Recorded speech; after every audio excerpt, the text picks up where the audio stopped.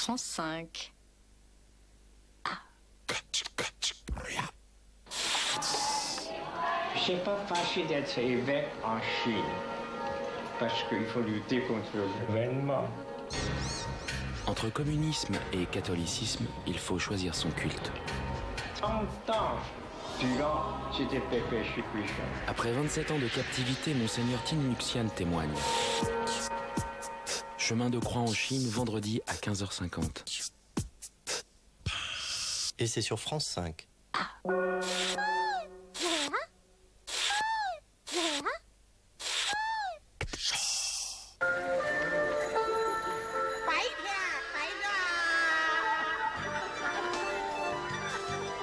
Chaque année, comme beaucoup de compatriotes qui vivent à l'étranger, je fais le voyage Paris-Pékin afin de rendre visite à ma famille.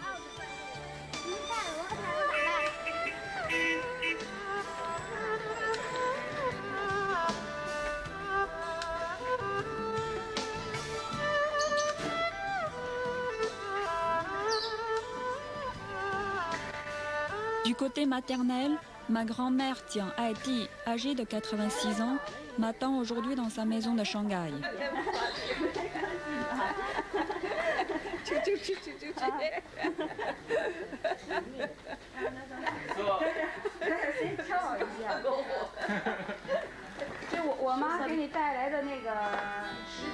En Chine, quand on se retrouve, on ne s'embrasse pas, mais on se fait des cadeaux.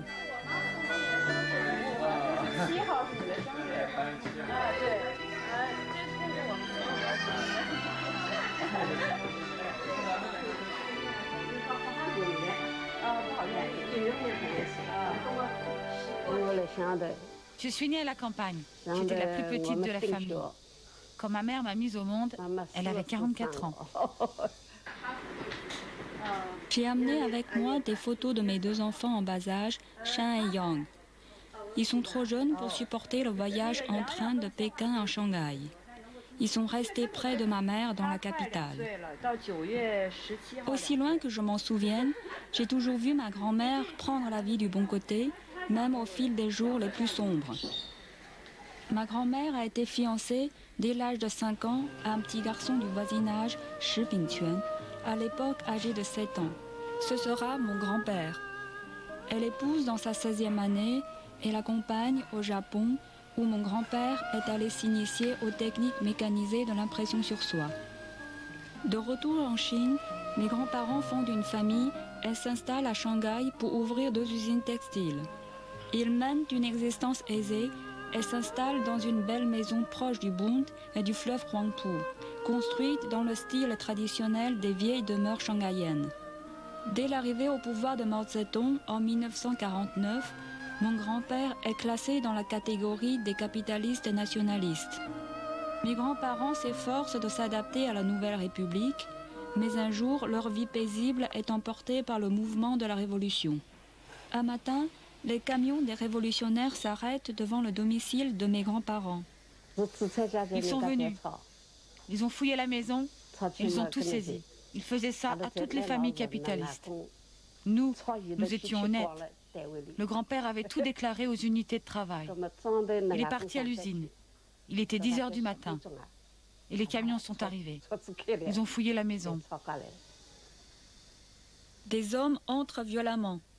Mes grands-parents sont terrorisés. Ils indiquent eux-mêmes à leurs visiteurs où se cache l'or.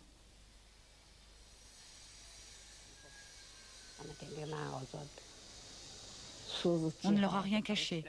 Ils ont pris des notes. Ensuite, ils se sont servis.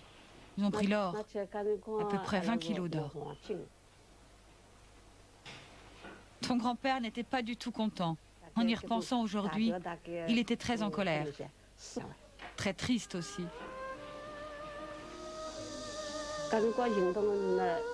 Moi, je le consolais comme je pouvais.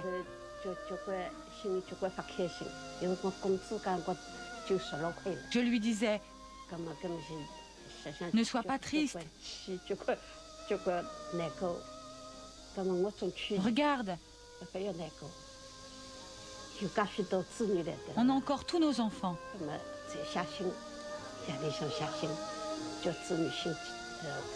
Il fallait se faire une raison. Toutes les maisons étaient fouillées, comme celle de notre famille.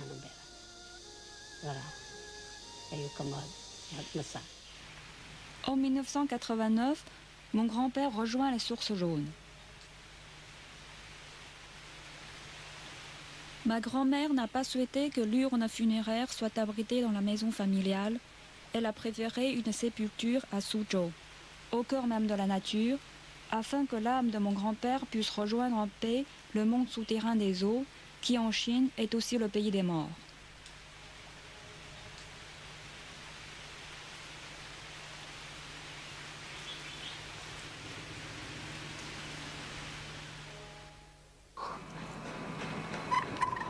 J'aime retrouver ma grand-tante et son mari qui habitent dans le village de Xuzun, le berceau de ma famille paternelle, à quelques heures de Shanghai. C'est là que j'ai passé les premières années de mon enfance dans la province du Zhejiang. Ma grand-tante et son mari veillent aujourd'hui sur nos morts, entretiennent les tombes des Wang.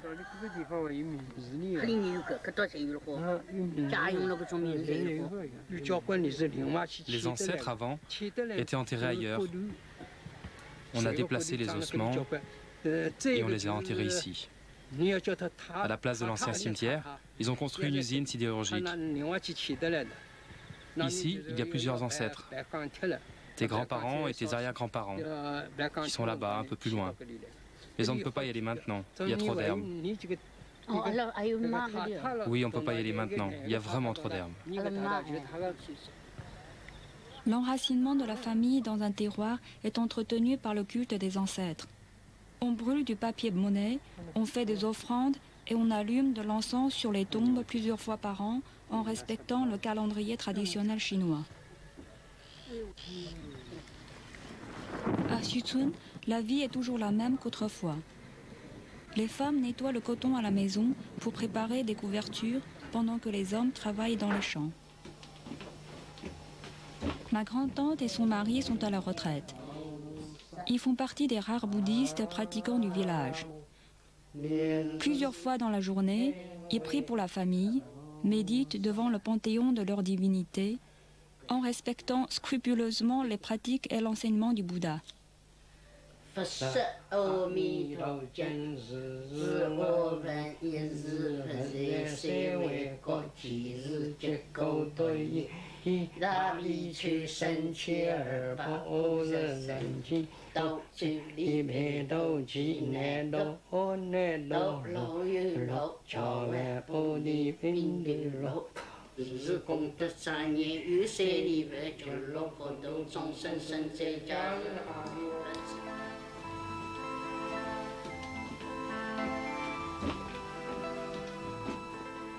Papa, quand il est mort, avait 84 ans.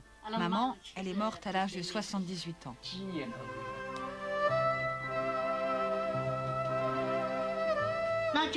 La mère de ton père était très belle. Tu verras sur sa photo. C'est ton père qui a gardé la photo de ta grand-mère. La dernière fois, quand je suis allée à Pékin, il me l'a montrée. Quand ton grand-père a épousé ta grand-mère, il y avait combien de tables de banquet? J'ai entendu dire qu'il y en avait 100. Le banquet a duré 3 jours. La maison de la mère de ton père, elle était très bien. Autrefois, en Chine, il fallait que le mariage soit assorti. Que la porte de la maison trouve sa porte et que la fenêtre trouve sa fenêtre. Les familles de tes grands-parents, les Wang et les She, étaient toutes les deux de bonnes familles.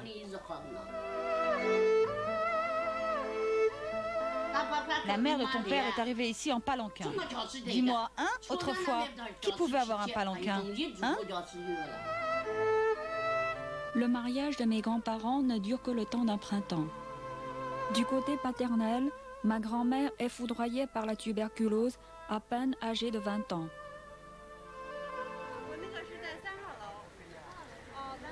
Ma mère, Shi Meichen, fait partie de la famille des Shi, de la région de Ningpo. Elle a eu une enfance heureuse au sein d'une famille aisée de la société shanghaïenne. Quand Mao Zedong proclame la République populaire de Chine, c'est une adolescente de 13 ans. Elle vit aujourd'hui à la retraite sur le campus de l'Institut des langues étrangères numéro 2, après une carrière d'universitaire, d'interprète et de traductrice franco-chinoise.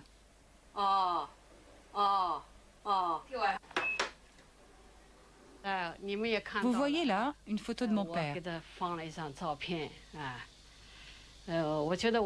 J'ai beaucoup de respect pour lui. C'était quelqu'un de très responsable et de très gentil avec ses enfants. Il ne parlait pas beaucoup. Mais on voyait que c'était quelqu'un qui avait le cœur bon. Bien sûr, il a perdu toute sa fortune. On lui a confisqué presque tous ses biens pendant la Révolution. On lui a rendu plus tard une partie. C'était loin de tout ce qu'on lui avait pris.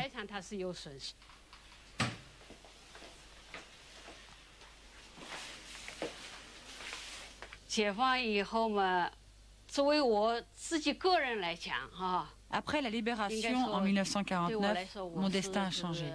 Je finissais mes études élémentaires et j'ai pu continuer ma scolarité. Et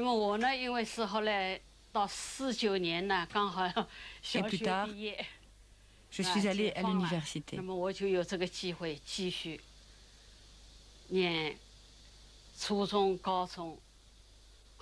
Je peux affirmer que j'ai eu beaucoup de chance.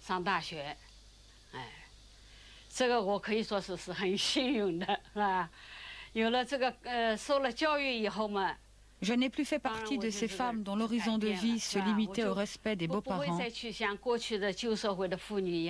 à servir le mari et à élever des enfants.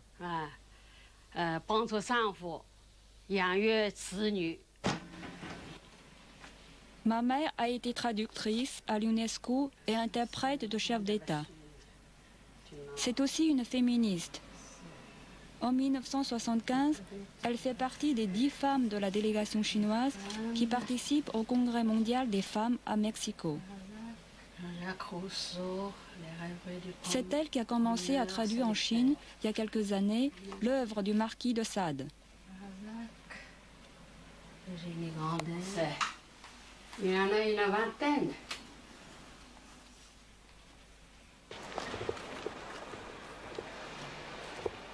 Mon père Wang Tiazhong a traversé les diverses époques mouvementées de la Chine contemporaine en préservant sa liberté d'érudit. Sa propre histoire se confond avec celle de l'élite intellectuelle de son pays.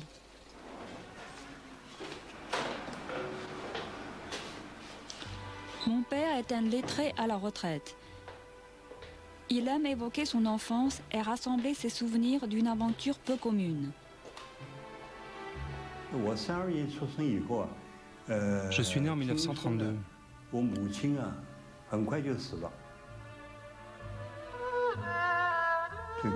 D'après ce que j'ai entendu dire, ma mère est morte 1 an après ma naissance.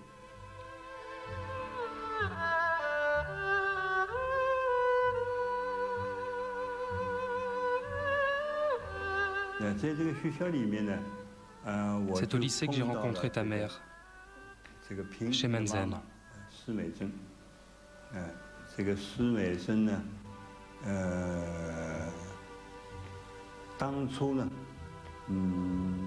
C'était au début de la libération.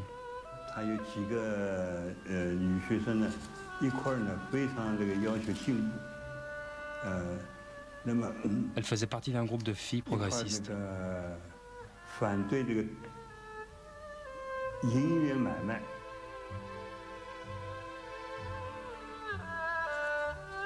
Mon père est un amoureux de la langue et de la culture française.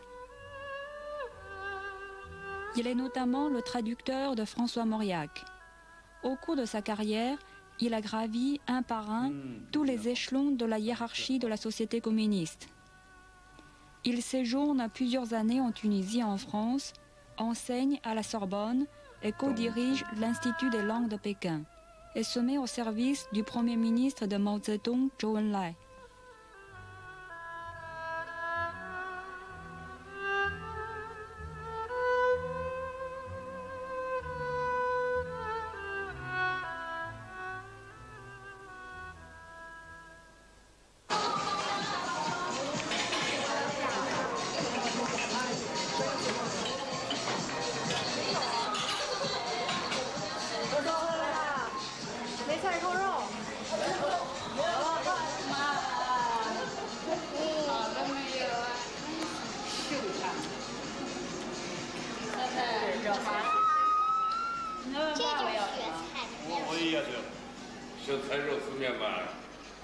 C'est un miracle que ma famille puisse encore se réunir tout entière 30 ans après la révolution culturelle.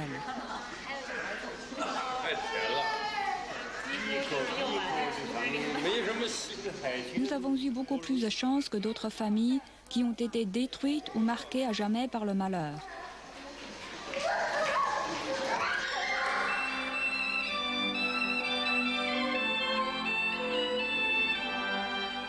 C'est Mao Zedong qui, en 1966, déclenche la révolution culturelle. Les intellectuels sont alors classés dans la 9e catégorie puante. Mon père, qui occupe un poste de haute responsabilité au sein de l'université, est assigné à résidence. Ma mère est à son tour prise dans la tourmente.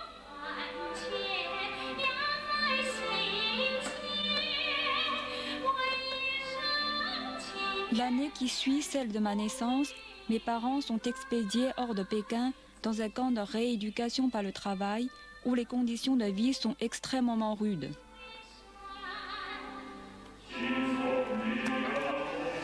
Lorsque mes parents me retrouvent, quelques mois plus tard, à l'issue d'un bref voyage à Pékin, je ne suis plus qu'un squelette en état de survie. À première vue, on aurait dit des mendiants. Ils ressemblaient à ces enfants de pays comme l'Éthiopie, qu'on peut voir maintenant à la télévision.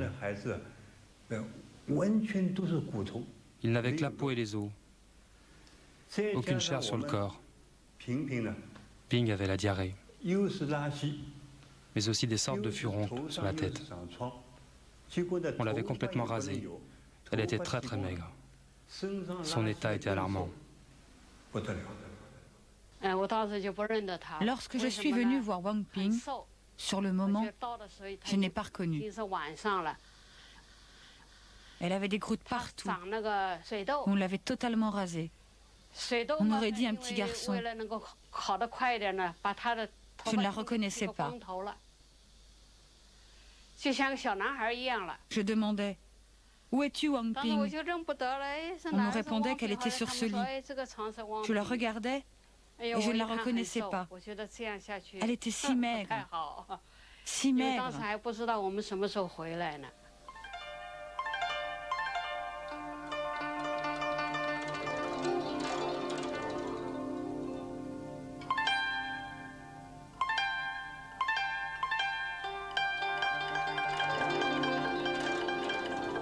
Avant de rejoindre leur camp, mes parents réussissent à m'envoyer loin de la capitale, dans le sud. Si je suis encore de ce monde, c'est grâce à ma grand-tante et à son mari qui m'ont accueillie. Quand tu es venu ici, ta grand-mère maternelle a dit qu'il fallait faire très attention à la nourriture. Elle nous a dit qu'il ne fallait pas que tu manges ceci, qu'il ne fallait pas manger cela. La viande et le poisson salé, il ne fallait pas en manger. Elle avait raison, il ne fallait pas que ce soit trop salé. Alors on s'est dit, il ne faut pas qu'elle mange ceci, il ne faut pas qu'elle mange cela. Les pommes, tu n'avais pas le droit de les manger crues. Il fallait que tu les manges cuites. On devait faire attention à ta nourriture. On avait peur que tu aies des diarrhées. Et puis ton appétit est revenu. Ici, tu as bien repris des joues. Dès la fin de la révolution culturelle, je rejoins à Pékin mes parents qui ont été réhabilités dans leurs anciennes fonctions. Le nid protecteur de ma cellule familiale s'est reconstitué. Après une scolarité sans histoire, je franchis le barrage très sélectif du concours d'entrée à l'université du Zhejiang et commence d'entreprendre à Hangzhou des études dans le génie civil et l'architecture. À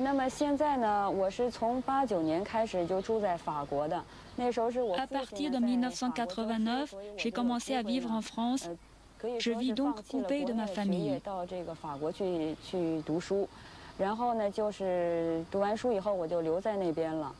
En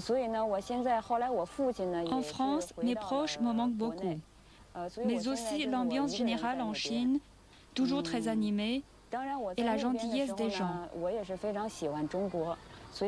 C'est pour cette raison que je reviens ici au moins une fois par an.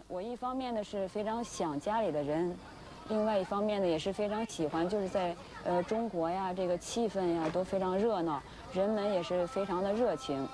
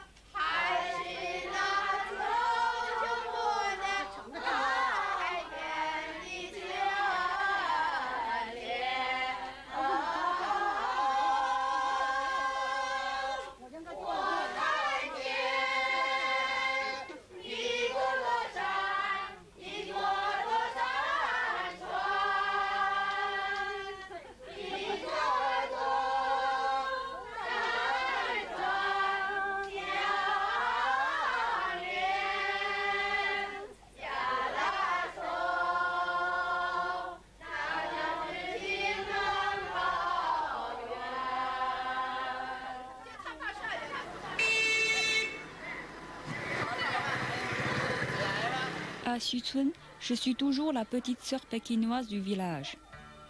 Mais les coutumes que perpétuent les habitants de cette région du Zhejiang deviennent aujourd'hui des exceptions dans mon pays.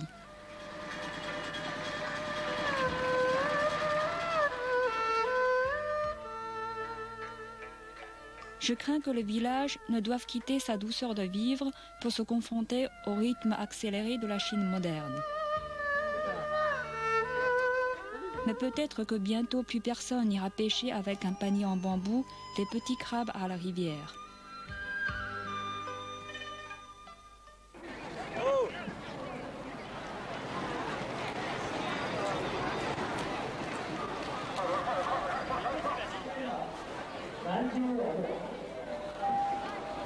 Quand je suis à Pékin, je retrouve ma famille proche.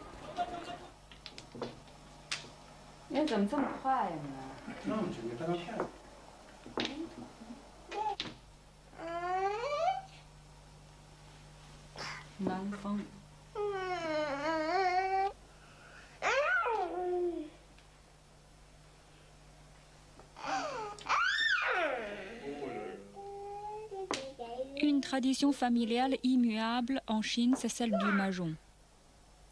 Un jeu de société chinois qui repose autant sur la tactique que sur la chance.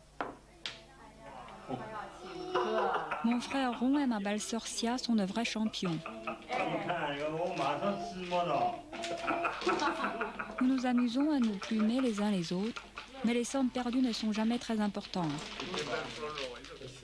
Celui qui a gagné invite le reste de la famille au restaurant.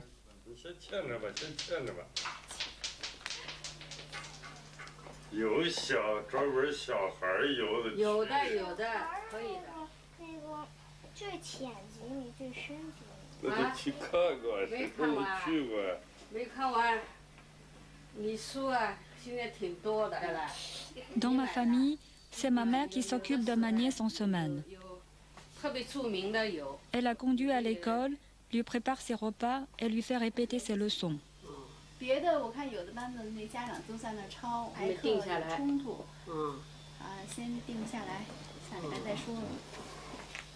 Ce n'est que le soir ou le week-end que mon frère Rong et ma belle-sœur Xia trouvent un peu de temps à partager avec leur fils Qiwei. Rong et Xia sont mariés depuis 13 ans. Ils dirigent tous deux une agence de voyage.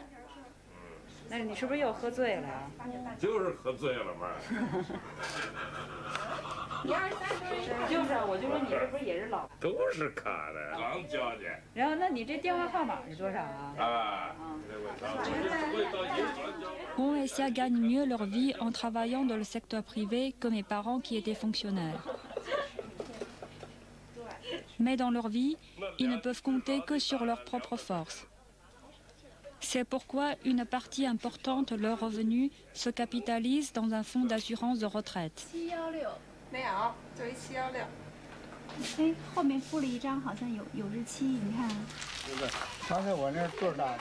En Chine, les personnes âgées sont aimées et respectées.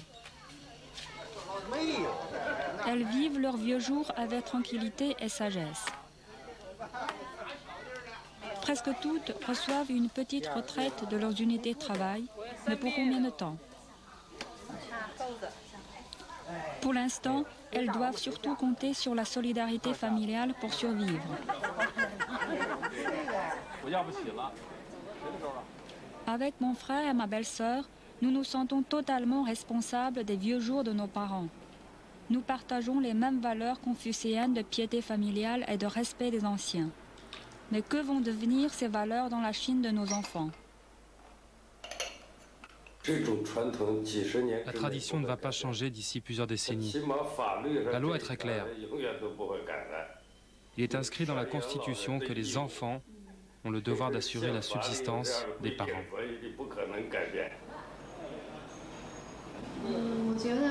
Les enfants d'aujourd'hui, comme Qiwei, vont manger de l'amertume, tout comme leurs parents. Mais ce ne sera pas la même amertume. Ce sera une amertume née de la concurrence. Dans cette société, si tu n'as pas d'instruction, tu te sens abandonné. Ce n'est pas comme à l'époque de nos parents, où le combat à mener n'était pas celui d'une concurrence féroce, mais celui d'une lutte idéologique. Dans le futur, la vraie lutte, ce sera la lutte pour l'existence.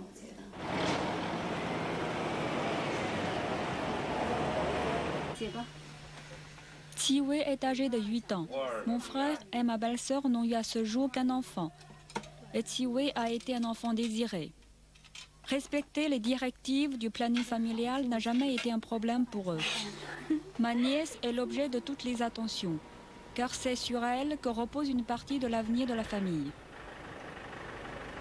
Mon frère et ma belle-sœur auraient pu avoir un second enfant, mais il aurait fallu qu'ils payent une contribution sociale. En règle générale, on ne peut avoir de dérogation que si l'on a un enfant handicapé, une fille à la campagne ou un premier enfant lors d'un précédent mariage. Je suis née en 1968 et à l'époque, il n'y avait pas de planification des naissances en Chine. Ce n'est qu'au début des années 80 que mon pays s'est engagé résolument dans une politique de planning familial, avec pour but de concevoir un seul enfant par famille. Je remarque d'année en année que dans les restaurants, les grandes tables rondes sont moins nombreuses qu'autrefois. Elles sont remplacées par des petites tables pour une seule famille où trône l'enfant roi. Un trône sur un royaume lilliputien d'où disparaissent déjà les oncles et les tantes, les neveux et les nièces, les cousins et les cousines.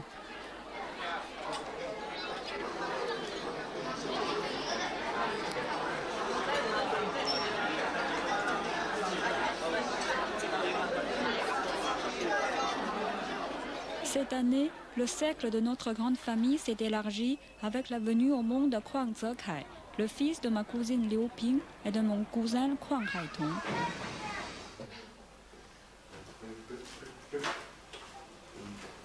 Ils ont eu leur enfant après 5 ans de mariage.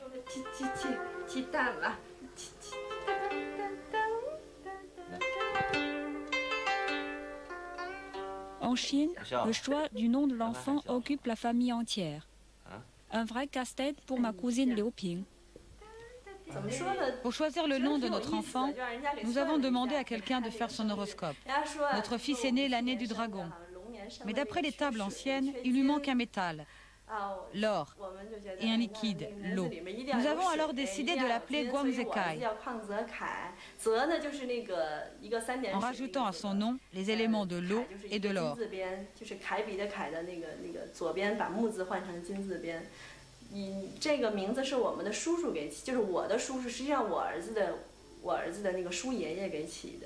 Beaucoup de gens de la famille ont été mis à contribution dans notre recherche.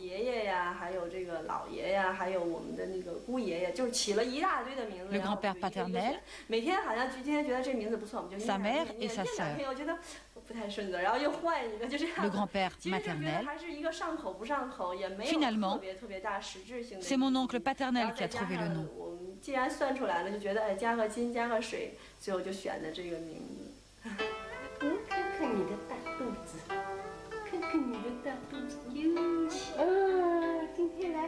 Quand ma cousine s'est rendue à la maternité, c'est son unité de travail qui a payé les frais. Comme toutes les femmes chinoises, elle a bénéficié de 3 mois de congé de maternité avec salaire.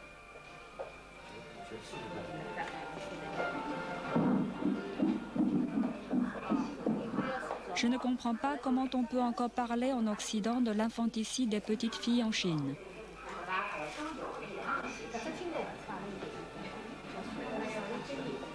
C'est vrai qu'avec l'apparition de l'échographie, qui permet d'identifier dès le 5e mois le sexe du futur enfant, il y a eu beaucoup d'avortements.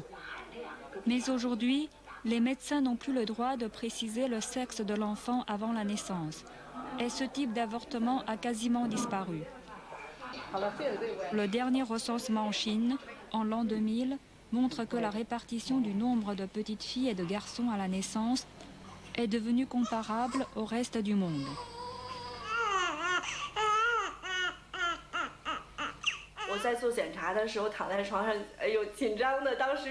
Quand j'ai passé mon échographie, j'étais très angoissée. Le médecin n'avait pas le droit de me dire si c'était un garçon ou une fille. Il m'a simplement dit « c'est bien, tout est normal ». Ça, c'est un langage de médecin. Je lui ai alors demandé « est-ce un garçon ou une fille ?» Il ne répondait toujours pas. Et puis, il a dit, « Aujourd'hui, vous avez de la chance. » Une femme qui passait avant moi l'échographie m'a alors dit, « C'est un garçon. » Alors là, j'étais très très contente.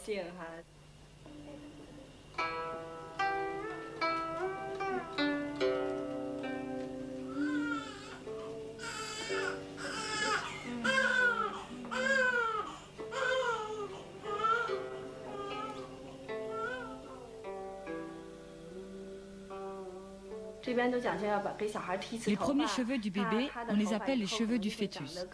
On les rase complètement au bout d'un mois. On dit que le bébé aura beaucoup plus de cheveux après ce premier rasage. Mais franchement, on ne sait pas si c'est vrai.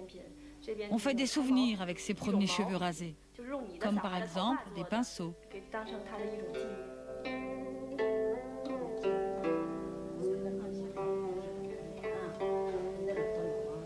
Quand mes 2 enfants sont nés en France, je n'ai pas eu droit à des cours de massage comme dans cette maternité.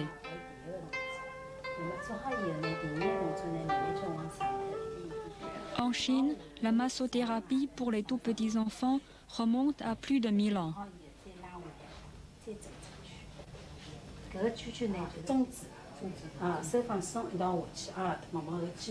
On apprend à la mère les techniques anciennes du massage du ventre, du cou ou du creux de l'épaule.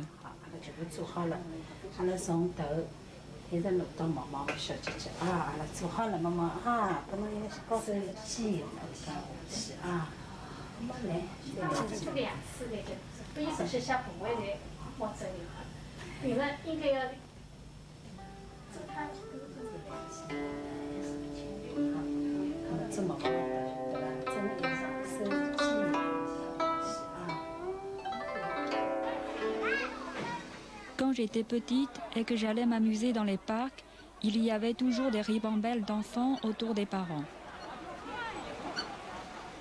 Aujourd'hui, chaque couple semble ne s'intéresser qu'à son enfant.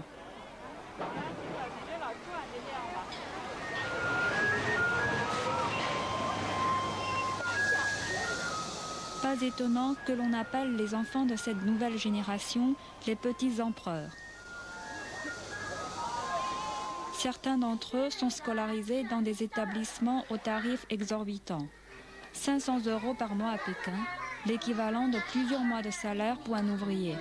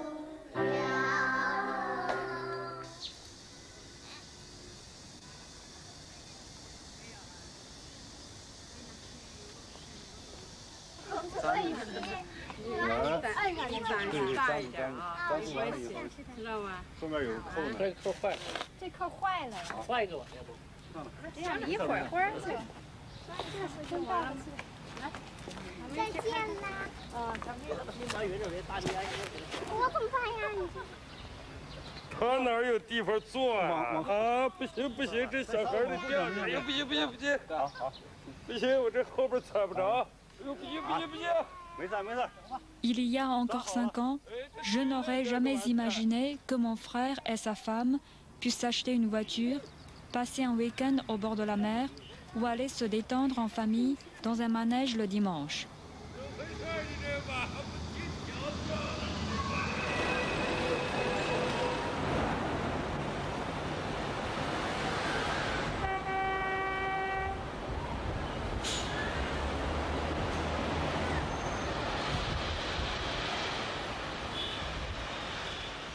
Chaque fois que je reviens en Chine, mes proches multiplient les occasions de banquets pour réunir la famille. En France, les fêtes de famille ont lieu généralement à la maison. En Chine, presque toujours autour d'une table de restaurant.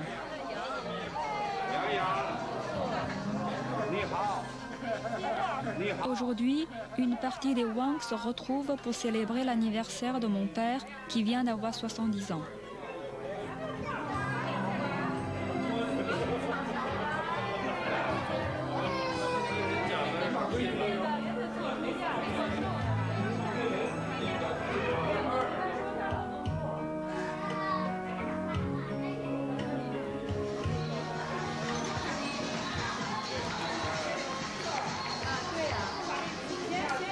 plan de table, ce sont les 3 Wang les plus âgés qui président le banquet. Mon père, entouré de sa sœur chimiste et de son frère avocat d'affaires. De mon oncle chimiste et de ma tante juge.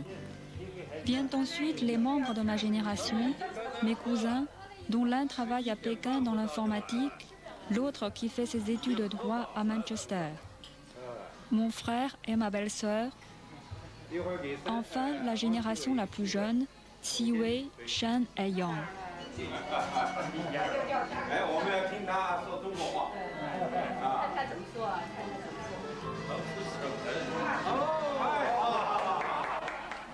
Pendant tout le banquet, nous nous portons des toasts mutuels. On boit du vin jaune de Shaoxing ou de la bière de Tsingtao.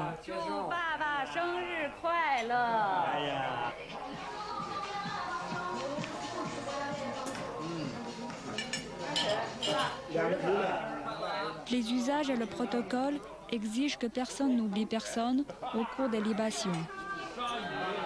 C'est souvent au cours de ces banquets qui se tiennent dans des salons privés que s'échangent les dernières nouvelles les plus importantes de notre famille.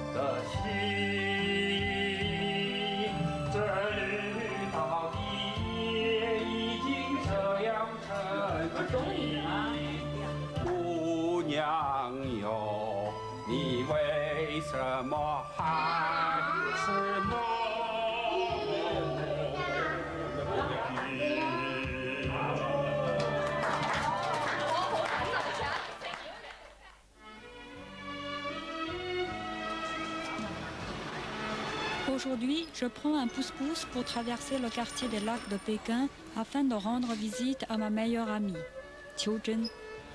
Nous nous connaissons depuis que nous sommes toutes petites et avons fait les 400 coups ensemble à l'école. À 33 ans, Qiu Zhen est encore célibataire. C'est la seule de mes proches qui ne soit pas mariée. Elle vit avec sa mère et travaille dans un grand hôtel à Pékin. Elle mène une vie assez agréable, mais n'arrive pas à se décider dans le choix de l'homme de sa vie. Il y a quelques années, son célibat n'était pas un problème. Mais depuis 1 an ou 2, elle en souffre. Je ne veux pas aller dans une agence matrimoniale, parce que j'ai entendu dire par des proches que ce n'était pas très bien. On dit que l'objectif des agences de mariage, ce n'est pas de vous trouver quelqu'un, mais de prendre votre argent et de faire du profit. Je pourrais rencontrer quelqu'un par l'intermédiaire d'amis, pourquoi pas. Mais il faudrait que je tombe sur quelqu'un qui me connaisse vraiment. Il faut que ce soit moi qui le trouve très bien. Et ça dépend essentiellement de la prédestination, des affinités. S'il n'y a pas ça, ça ne sert à rien de vivre avec quelqu'un.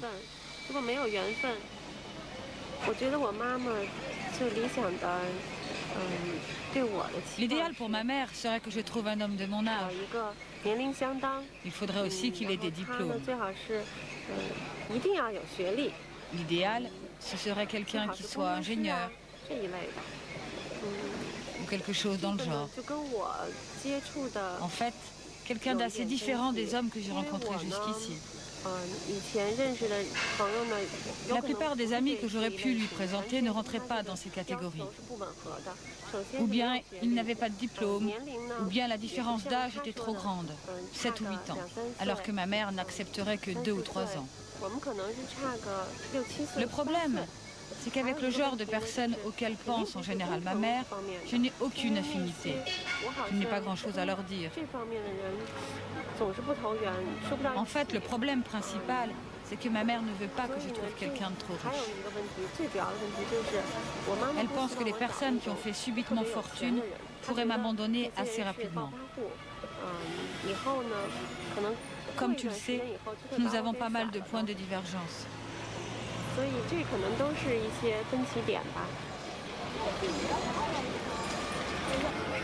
En Chine, la tutelle des parents reste très présente dans la vie de tous les jours. Entre Qiujun et sa mère, personne ne semble vouloir couper le cordon ombilical. Le dilemme est pour l'instant sans issue. Qiujun voit l'horizon de ses 40 ans se rapprocher inexorablement. Tout comme elle voit s'éloigner la possibilité de fonder une famille.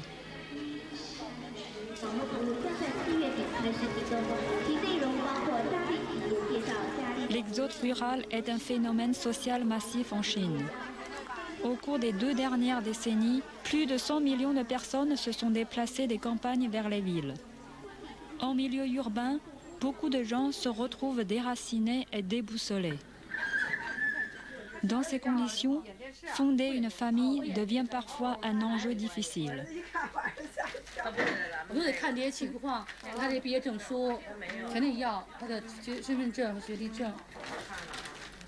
Ce matin, j'accompagne Laoline, la mère d'un ami, dans l'agence matrimoniale Le Cœur Enchanté.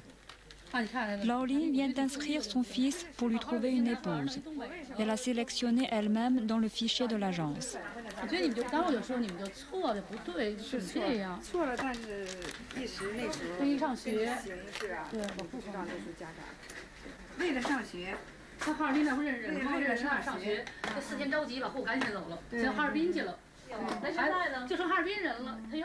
Les agences matrimoniales sont surtout fréquentées par les mères des postulants et des postulantes, mais aussi par des personnes divorcées qui cherchent un nouveau conjoint.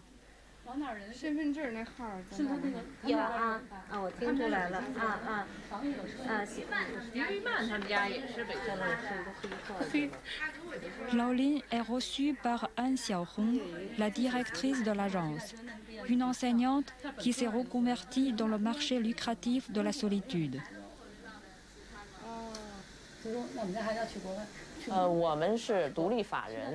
Cette agence est indépendante et j'en suis la personne morale responsable. Nous nous appuyons sur l'Association de la famille en Chine et sur la Fédération nationale des femmes.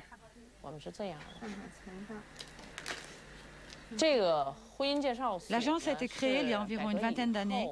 À mon époque, les gens se mariaient par connaissance ou par l'intermédiaire des amis.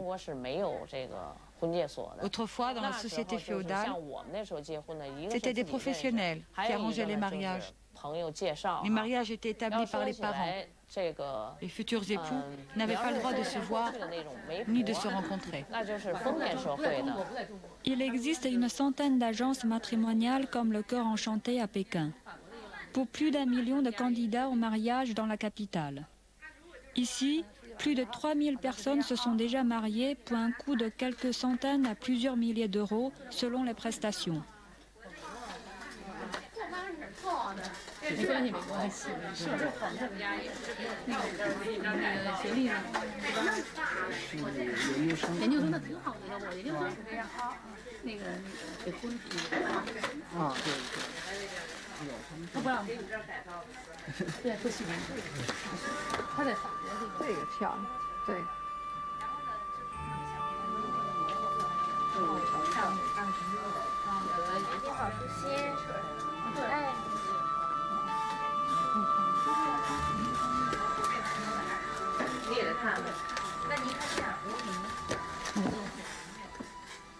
Malheur aux nombreux hommes d'une taille inférieure au 1,70 m. Malheur à celle qui espère cacher une disgrâce en omettant de fournir une photo au fichier de l'agence. Malheur aux futurs fiancés dont le signe astrologique du rat, du cheval ou du buffle pourrait se révéler être incompatible avec le signe de l'autre.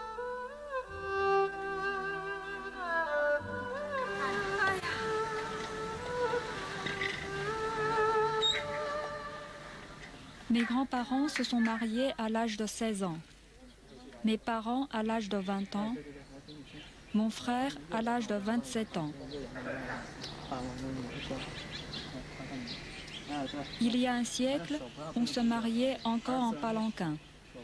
Aujourd'hui, loin des traditions et des fastes des mariages d'autrefois, on se contente souvent d'une simple séance de photos souvenirs.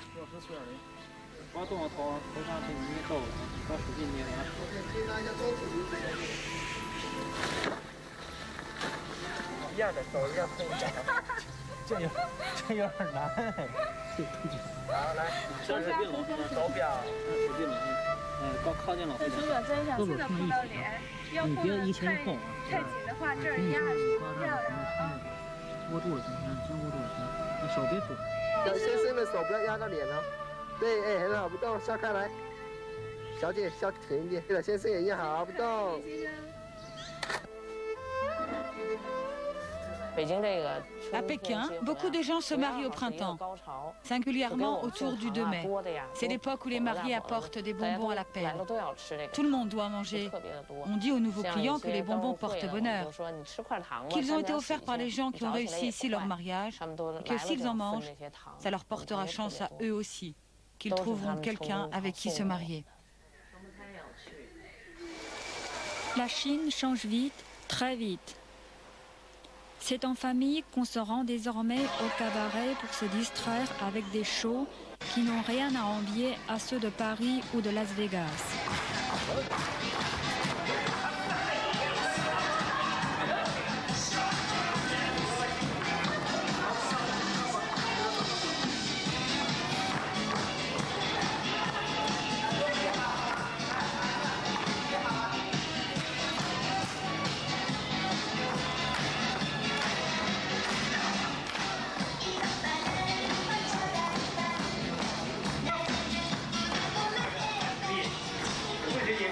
Ce soir, je suis un peu triste de quitter les miens et de retourner en France. Les étrangers ne comprennent pas toujours comment, sous son apparente modernité, la Chine reste traditionnelle, surtout dans les familles. Les liens qui m'unissent à ma famille sont sacrés. Une famille qui est pour moi toute ma vie, à la fois l'âme et le cœur de la Chine.